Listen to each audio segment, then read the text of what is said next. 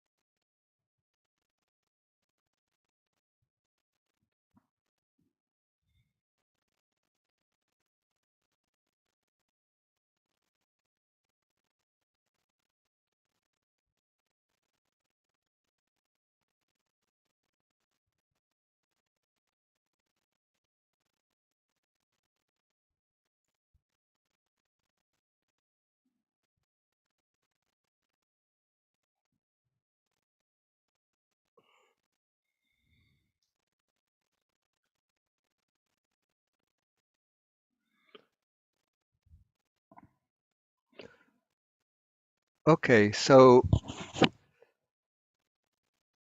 the first session, the first sitting this morning, we will repeat the practice that we were doing throughout yesterday. That is the direct contemplation of the mind, using as the focus for observation of the mind, using the word mind as the object of observation. And I'll do a little review of that. And then we'll do this as a 40-minute sitting. Then we'll have a period of the walking meditation. Then I will give the instructions for the next phase of the practice at the beginning of the next sitting. Okay, so everybody take your congenial meditation position.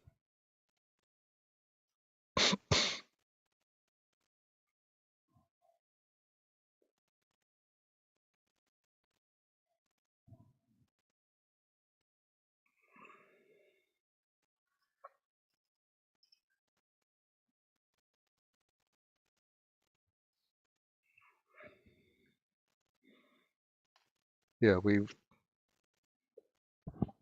we managed to resolve that problem that we were having with the headphones yesterday. Okay, so take your congenial sitting position. And first we'll do a couple of minutes of mindfulness of breathing, just to settle the mind a bit.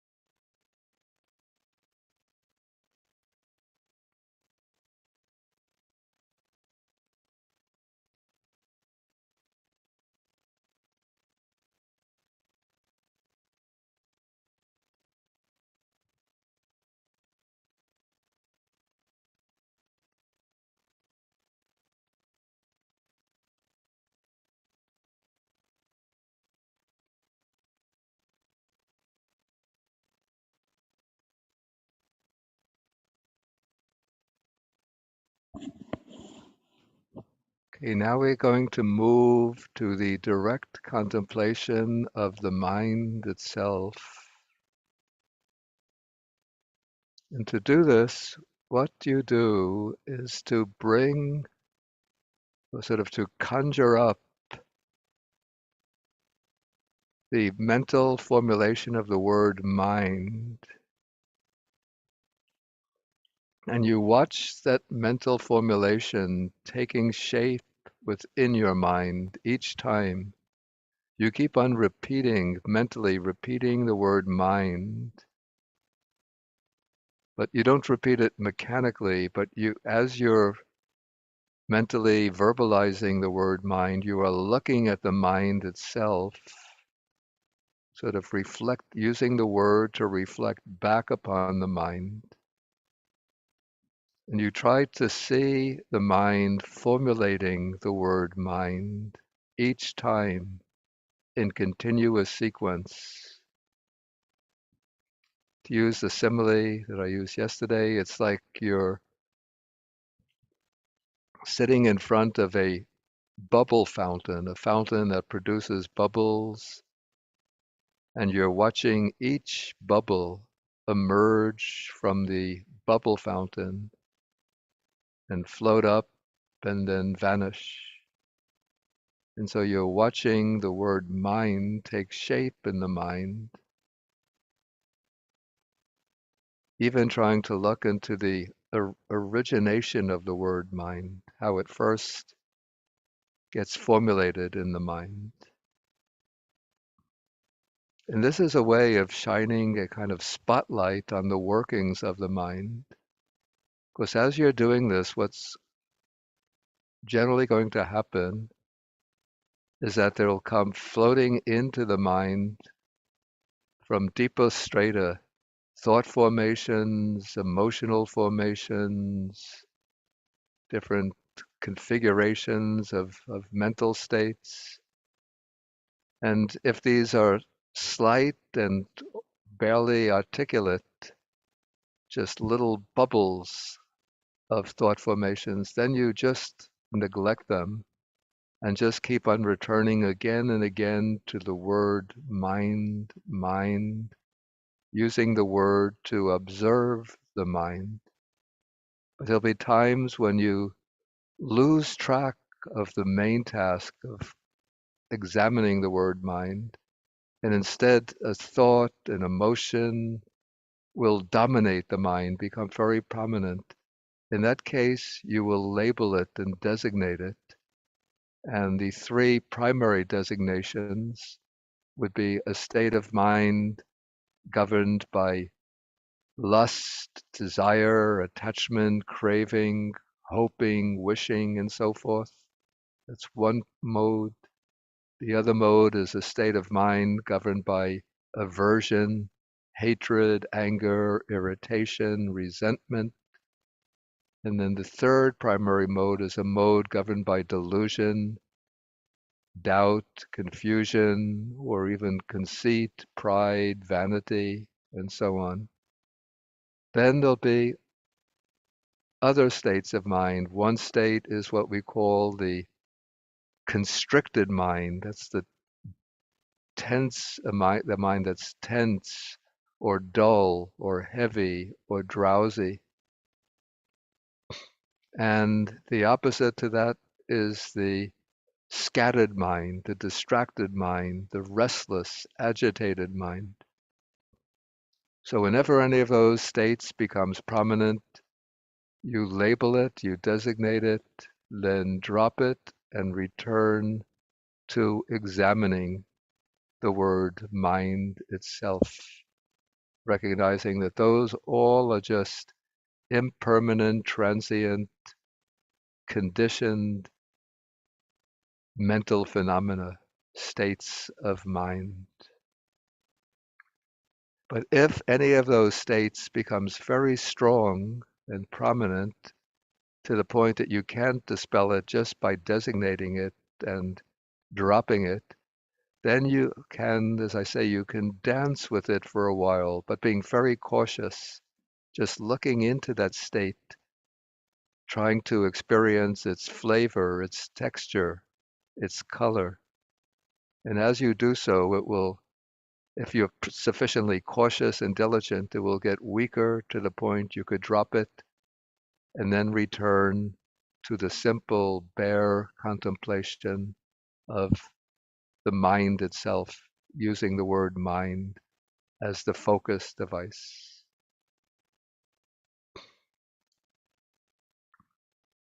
Okay, so let us now continue for the rest of this session in silence. Yeah, though if I think of anything, then I will speak. And another thing, yeah, I should have added, if you find that there are too many distracting thoughts, that the mind is just getting carried away by many distracting thoughts, and even labeling distracted mind, or scattered mind doesn't work. What you can do is drop for temporarily the focus on the mind and come back to a few minutes of mindfulness of breathing with the narrow focus around the nostrils in order to strengthen the concentration, then come back to the direct contemplation of the mind. Okay, now we'll continue.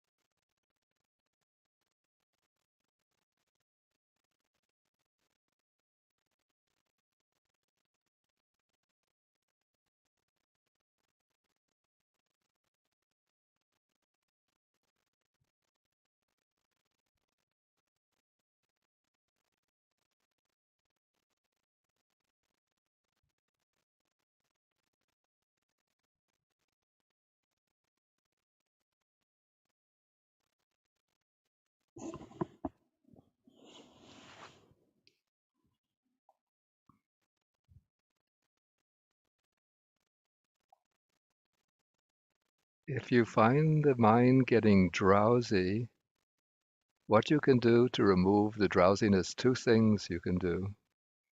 One is to speed up the mental recitation of the word mind, make it very rapid, setting yourself the challenge of recognizing, of being aware of each recitation, each mental recitation. So instead of going mentally, mind, mind, mind, then be going mind, mind, mind, mind, mind, mind, mind, mind, mind, mind, mind, trying to be aware of each mental recitation.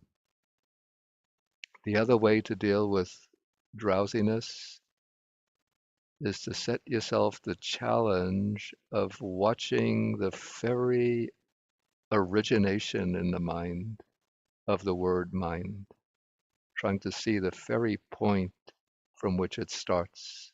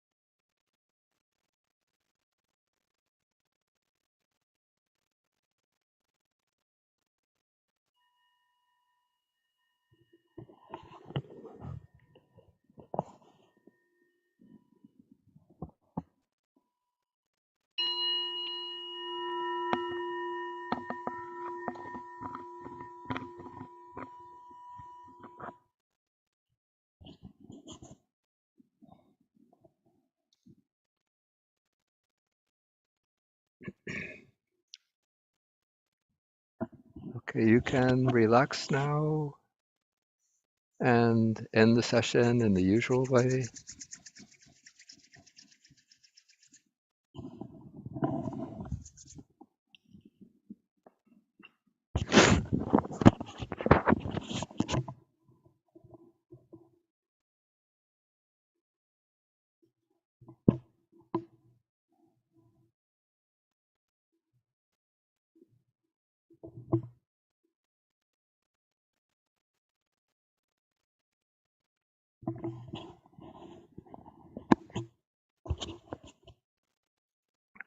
Okay, we're going to have the period of the walking meditation now.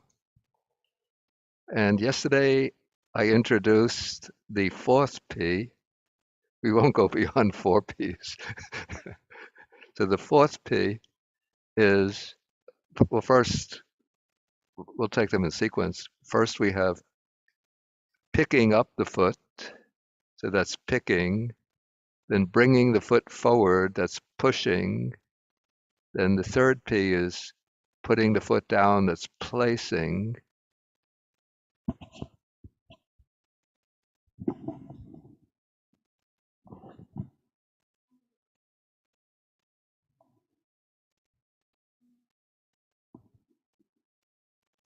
The hand. You don't have to see the hand. Okay, she's saying I should show the hand. Okay. Okay. Okay, so picking.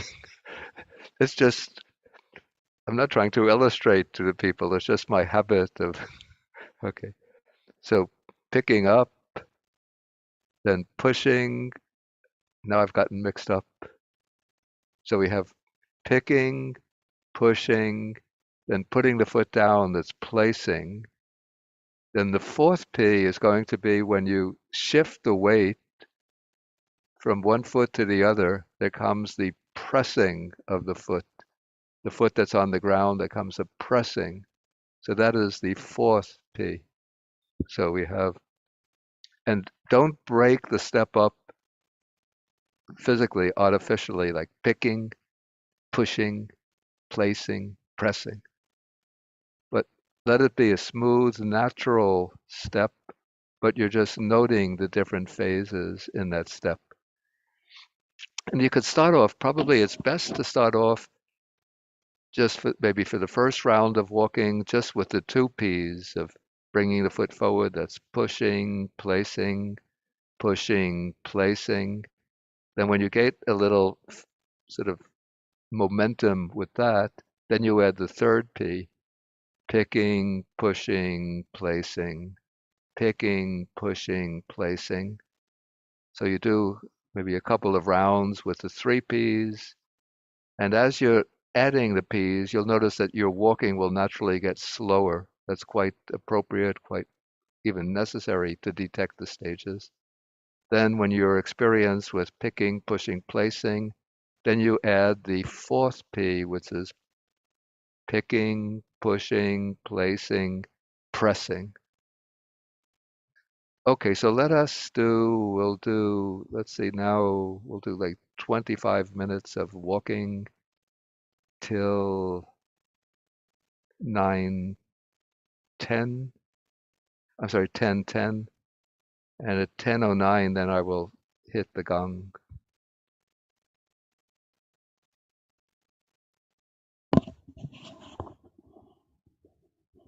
Any questions about the walking meditation? Just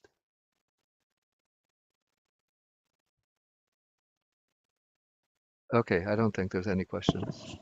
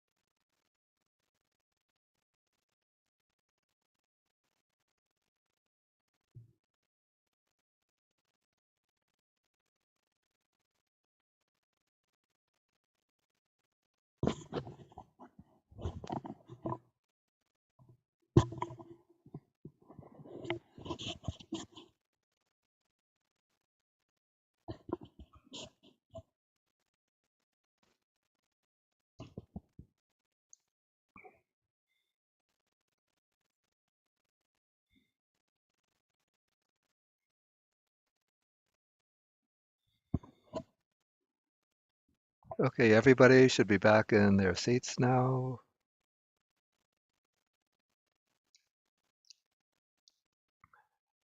Okay, so now we come to the next stage in the practice.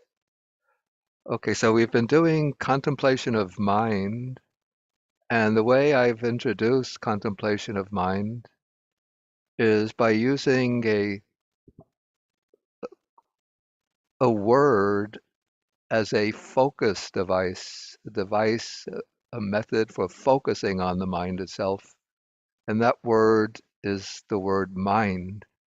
So when we use the word mind as the object of observation, at the same time we are reflecting back upon the mind to see what is going on in the mind. And we keep on focusing on the word mind. And as we do so, we're using that word to dispel all the little bubbles of sort of mental formulations that might be arising, the little emotional states that might be arising, the little sort of insignificant um, mental formations that might be taking shape, and just developing stronger concentration on the mind by means of the single word mind used as the focus device, the point of mental concentration. Now, in the next phase, what we do is to pull that support away, drop the word mind as a focus device, and just observe the stream of mental activity itself as it's flowing by. This is like I used to illustrate the focus on the word mind, the simile of somebody who's sitting or standing near a bubble fountain, watching individual bubbles rise out of the fountain, one bubble after another.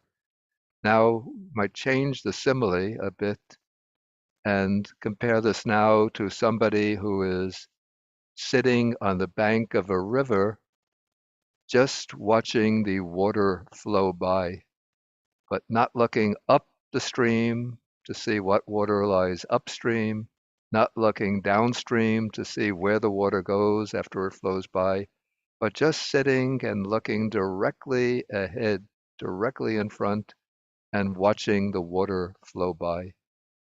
And so without any fixed focal point, any fixed support, we just observe the stream of mind. Another simile that might be useful, again, this is a simile that I brought in with observing the word mind. And this is the simile of the cat, the cat watching the mouse hole, intently watching the mouse hole for the mouse to stick its head through the hole.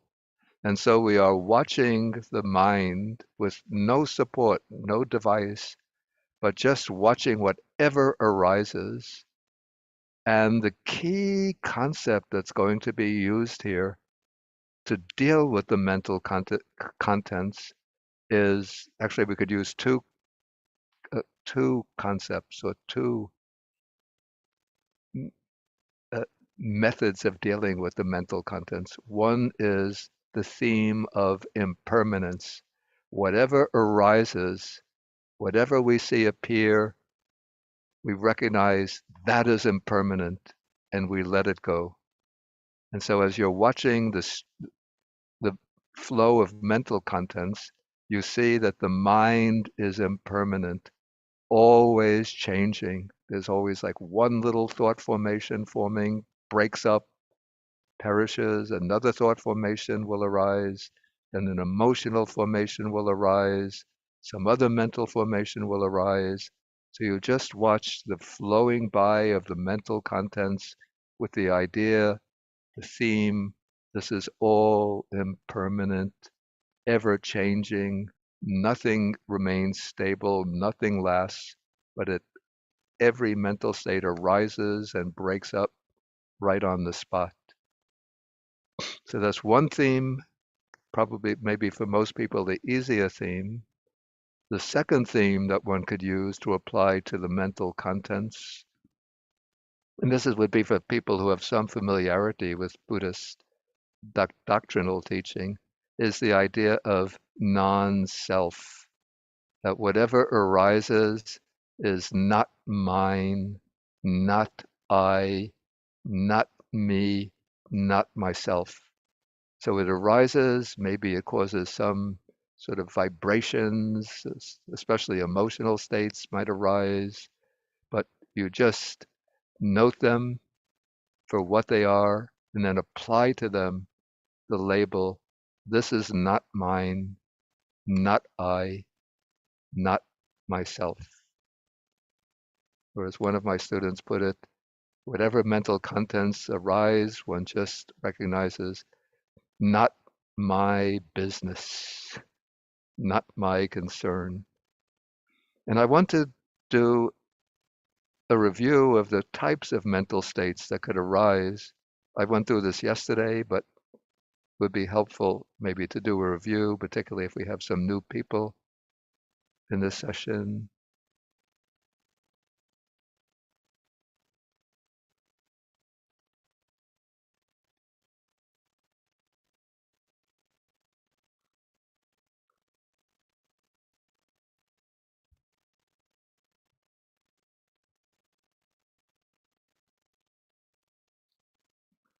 Okay, so here first we have the states of mind associated with the three unwholesome roots. So we have the mind with raga, which is usually translated lust. So as examples of this, we have sexual lust, desire for the five pleasant sense objects, visible forms, sounds, odors, tastes, and tactile sensations, desire for fame, honor, praise, and wealth, desire for power, particularly power over others, attachment to one's loved ones, craving for delicious food, then the people who are addicts, the craving for alcoholic drinks and drugs, and so on and so on. So these are kinds of states that might arise. Then we could say the mind with aversion, we'll make this aversion is broader than hatred. So this is the mind with dosa. So that would include raw hatred, explosive hatred, or this persistent hostility, sustained hostility. Then even little moods like annoyance or irritation, then resentment towards some other people, states of envy and jealousy, or bitterness, anger, whether explosive anger or subtle simmering anger. So all of those are comprised under the heading of mind with dosa, with aversion. Then we have Bande, the, Bande, oh, I'm would not you like to sharing the share? screen. Oh, so sorry. Thank you, Bande. Okay. It should give a message. Okay. Okay. So then we have, and maybe I'll put this file in the chat box so people can have it for their future reference. Or I'll send it to, yeah, okay, I'll put it in the chat box. Then mind with delusion. So this would include, oh, I call this cynical doubt, which is more precise. Cynical doubt, wrong views, idle speculation, pride, conceit, vanity, haughtiness. Then states like ethno-nationalism, my country is the best, racism, distinguishing I'm white, I'm black, I'm brown, my race is superior, other races inferior, religious dogmatism, this is the truth, anything else is false, and so on. So these would be different manifestations of delusion. And then continuing in the Satipatthana Sutta on the contemplation of mind, we have Sankita Chittang versus Vikita Chittang. So Vikita, Sankita Chittang is what I translate here as the cramped mind. the mind that's tight, constricted, tense, rigid, or it could also include the mind which is dull and heavy, getting drowsy, unwieldy, dullness and drowsiness, or sloth and torpor. And then the counterpart to that, the opposite, is the scattered mind. That's the mind, or sometimes maybe translated the distracted mind, the mind with agitation, the restless mind, mind overcome by worry, regrets, and so forth, the mind that can't stand still and become quiet and peaceful. So these two are opposites. Sankita is thrown together, pushed together. Vikita is thrown apart or scattered.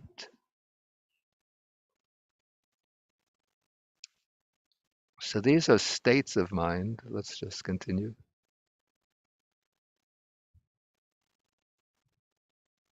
Oh, it seems this was not the latest file. Probably I didn't save the latest file because then we have another pair in the Satipatthana Sutta, the concentrated mind, and then what is called there the unconcentrated mind. But I like to use a more picturesque expression. Call this the drifting mind.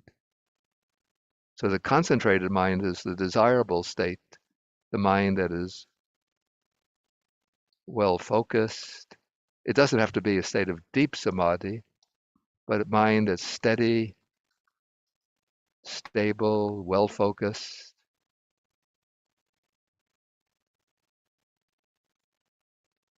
And then the drifting mind is the mind that just wanders from object to object. It's somewhat broader than the scattered mind or the agitated mind. The wandering mind is not necessarily restless and agitated, but it just drifts from object to object, thinking about this, thinking about that. It can go at a rather, whereas the where the scattered mind is kind of quickly moving, restless, jumping from object to object. The drifting mind just meanders at a leisurely pace, but it's lost the object. In this case, it's lost the focus on the mental process itself, and it's just wandering amongst the alleyways of miscellaneous thoughts. And that is, I would say, this is the main obstacle in this practice that we'll be undertaking of just focusing on the mind itself. So the mind might be relatively free from trouble by desire, aversion, and delusion. It's not cramped, not not restless and agitated, but it's just drifting, drifting, drifting, and we don't recognize that it's drifting.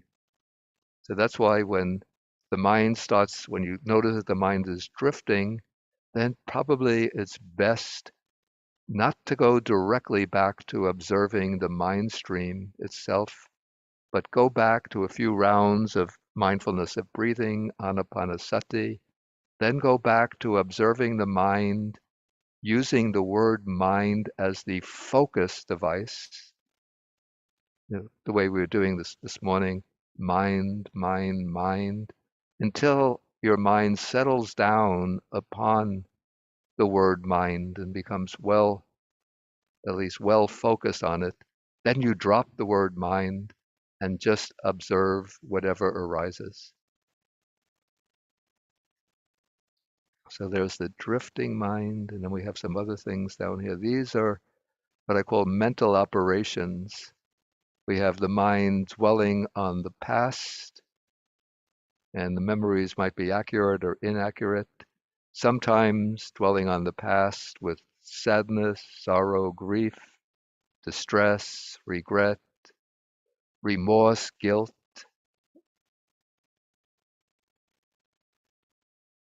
Or sometimes the mind can get lost in happy memories, thinking joyfully of things, happy moments in the past. But we don't want to dwell even on happily in the past, but we want to dwell clear, alert, and focused on the present. Then we have the mind projecting into the future, usually with imaginations, imagining. Um, yeah, this was not the latest file that I had under this heading because I had some additions. Planning, planning the future, hoping with expectation, and then on the other side, with looking forward to the future with fear, with anxiety, with worry, or just indulging in idle imaginings about the future.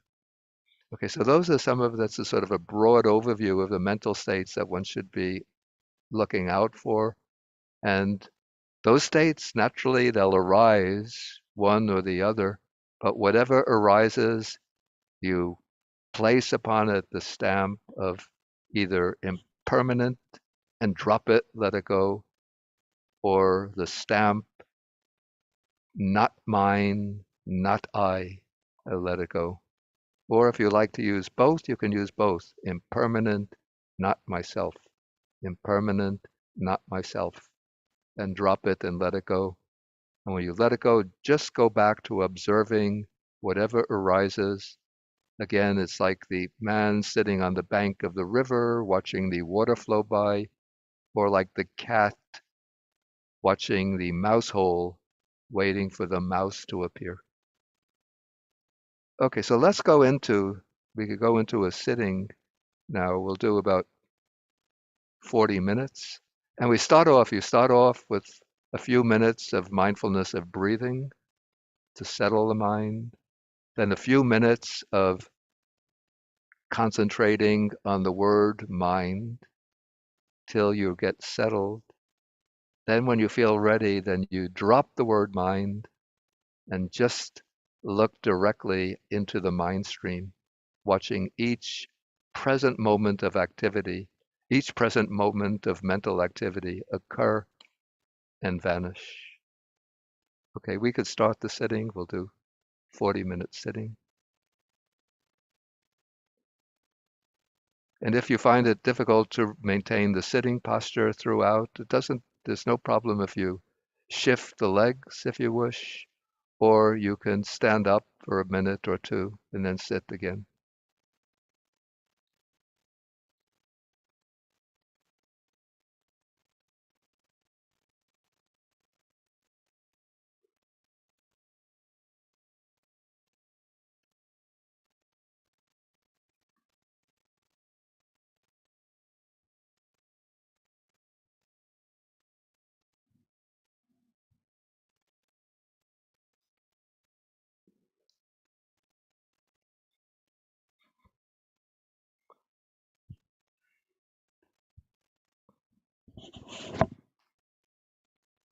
Okay, so begin with mindfulness of breathing,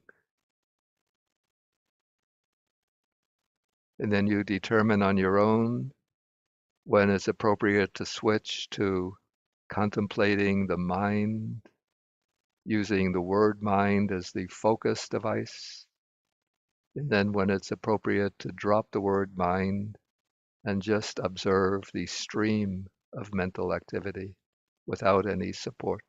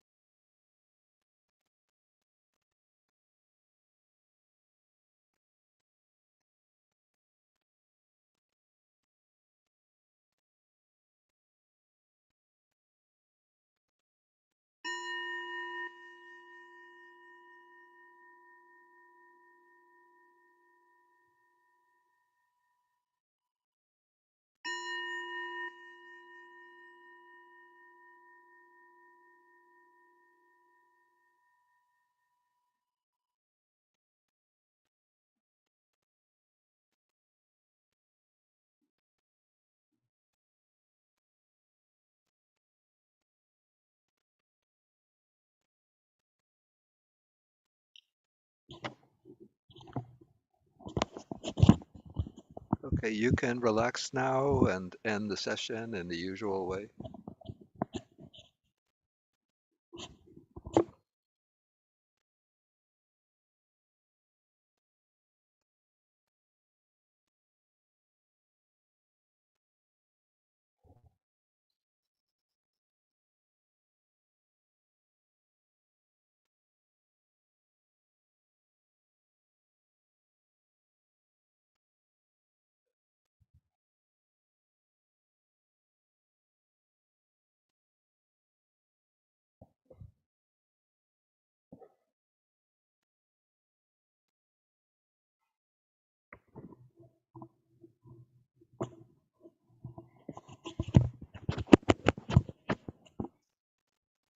Yeah, since this method is probably new for many people, so maybe we will use the rest of this period for about maybe 10 minutes, 12 minutes or so to take some questions.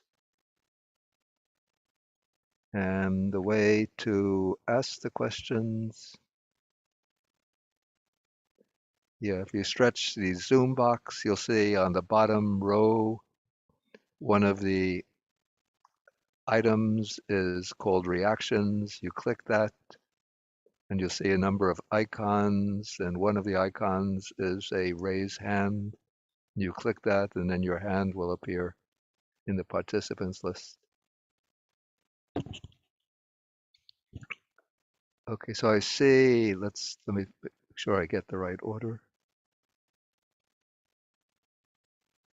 Okay, so the first is Mariam in California, and then you have to unmute.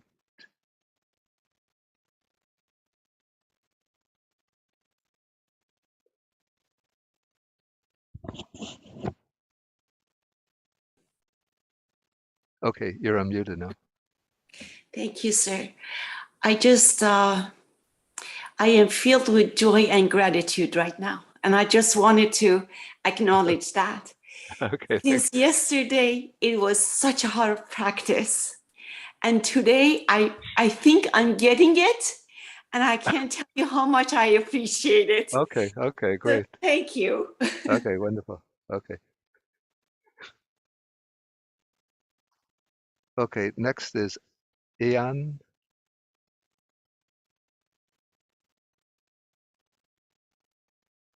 Okay, then you unmute. Oh, you were unmuted for a moment, then it muted again. Okay. There we go. Okay. Thank you, Bhante.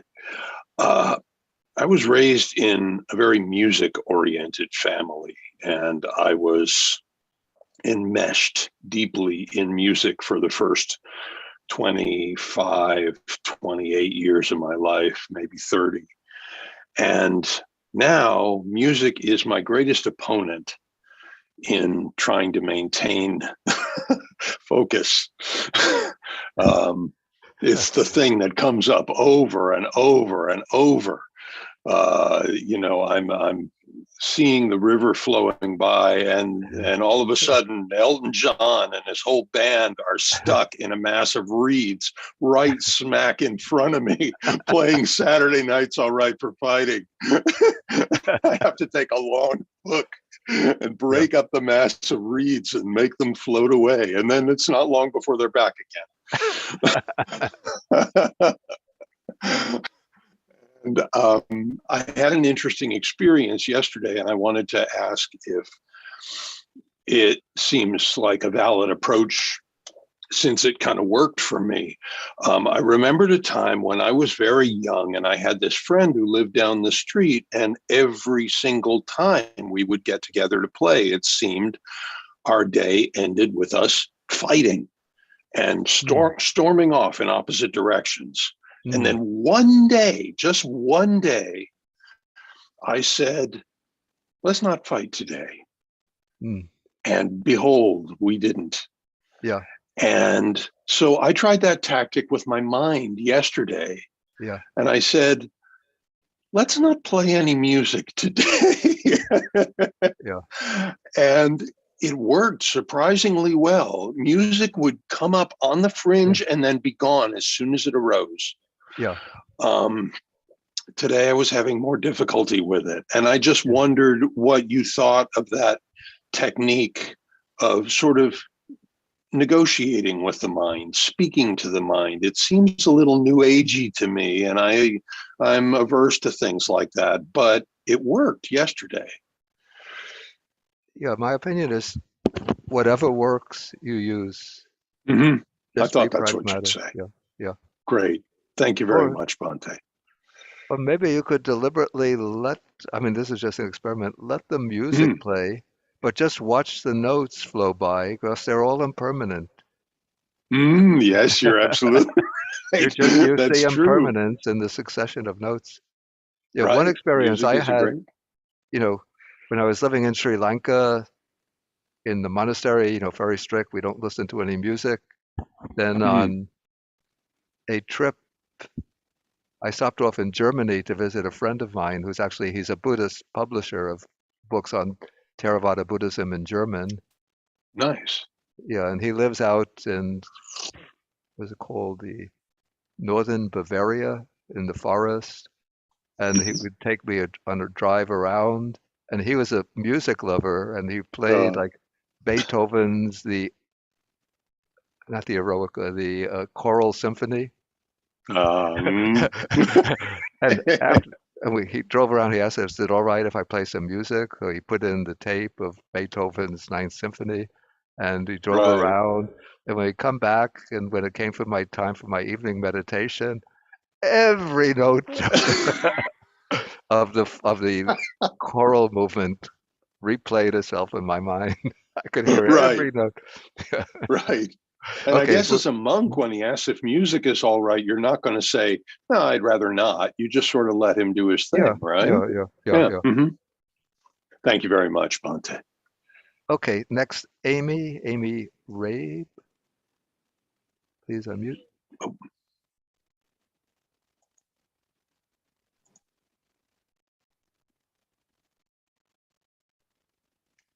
You're not unmuted yet. There. Okay. Yes, Bhante, thank you. Thank you very much. My question, yesterday earlier that you used the mind as a focusing device to investigate the mind. Yeah. And so if we get down to the part of the mind that's really not got much activities going on, is it the idea to go ahead and stay there, although it does take some effort in remaining in that space? Yeah. Whereas now with simply removing any support, as you said, but simply allow what comes up and make notes of what comes up. Yeah. That seems a little bit freer floating, that you allow the mind to do its thing as opposed to keep drilling down. So it is one technique leading to the other, or these are two completely separate techniques that we can use in different times?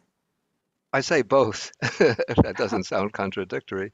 Like if you want to go like for stronger concentration, stronger samadhi, then what I would say is to use the method of using the word mind and focusing on the word mind.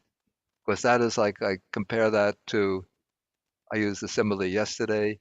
It's like taking the shovel to dig away the soil in order to go deeper and deeper into the earth in order to find the jewels, the collection of jewels that's buried in the earth. Right. So that method sort of promotes stronger concentration or samadhi. But then the method of just dropping the word mind and just observing the flow of the mental processes. Right. Yeah. First, for that to be feasible, in my experience, it requires the development of some degree of samadhi by focusing on something like the word mind. But then this method promotes, I'd say it's more conducive to insight because now you're seeing more clearly the impermanent nature of the mental I process. see. That makes perfect sense. Okay. Yeah. Okay. Yeah. Yeah. Thank you so very much. And I think like everybody else said that I appreciate you so much. It's really kind of funny because before I have know much about anything, I have come across your name, Bhikkhu Bodhi, translated this, translated that, and there's such a huge body of translation in my mind. This is somebody that lived in the 19th century. And then when I found out that you're actually still around providing teaching, it was awestruck. Thank you so very much.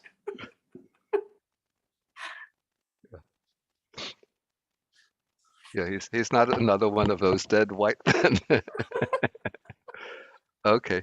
Let's see. Okay, next is Hema Hay, and then you unmute. Yes. Hi, Bante. Okay. Thank you very much for this beautiful, wonderful retreat. And in fact, it's the same like the lady said that, I know you through the translation of the Nikaya books. Yeah. But I thought too that, it has been a long time translation, and to my surprise also, I feel so grateful that Bante is around to guide this retreat and still around to really explain so well in most of the Nikaya in Anguttara and all that, and even Abhidhamma. I was with your class. So Bante, today I just like to clearly understand when I do my practice, do I still have this mindful breathing? Do I have to still go through the scanning of the regional scan, sweeping, or can I go straight towards the whole body awareness? Yeah. Before going to mind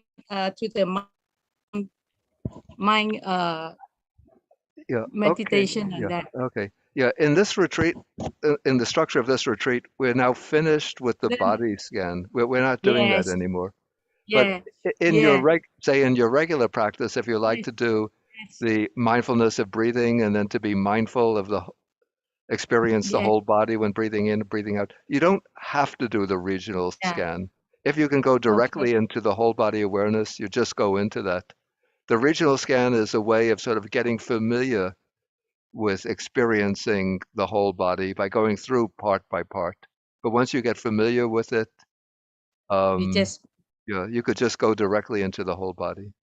And normally when I practice this concentration of the mind, and what happens is normally without the word mind. And it works well for me to watch awareness of all the whatever thoughts that comes and just watch until it's empty. So today it works very well for me without the M, without the mind word. And I noticed that it comes to a state that like it's nothingness, like nothing at all, or do I sustain the time? Sustain to make it like should it be into the state of nothingness? That's it.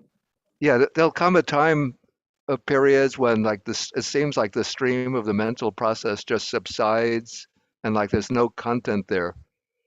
Yes. In that case, what you can do is just reflect back on not looking at the objective domain of the mind, but look at the subjective aspect of the mind. I'm not sure if I could explain that clearly. Subjective in what aspect? How do I see that? Is it to equanimity or? No, let's not use these technical words. Okay. Just sort of turn back on the, it's hard for me to explain this. You turn back on the sector of the mind that's doing the observing.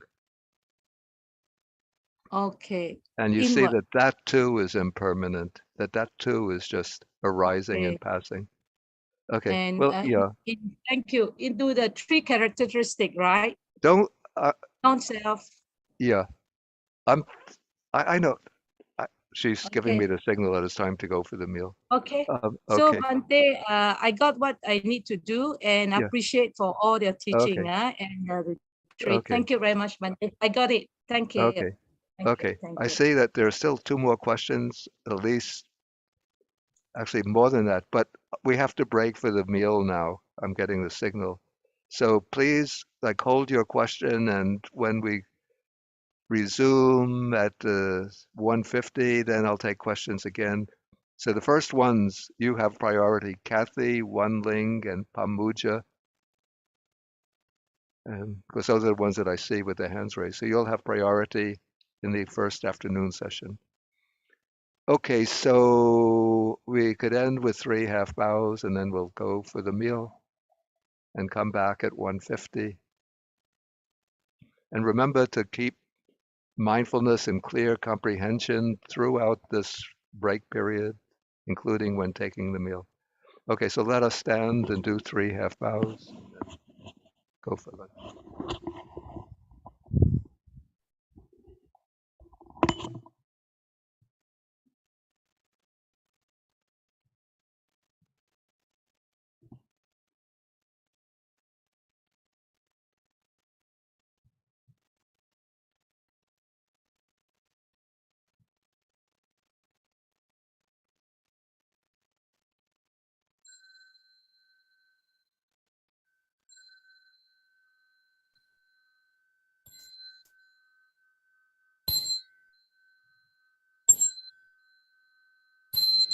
All to the Monday.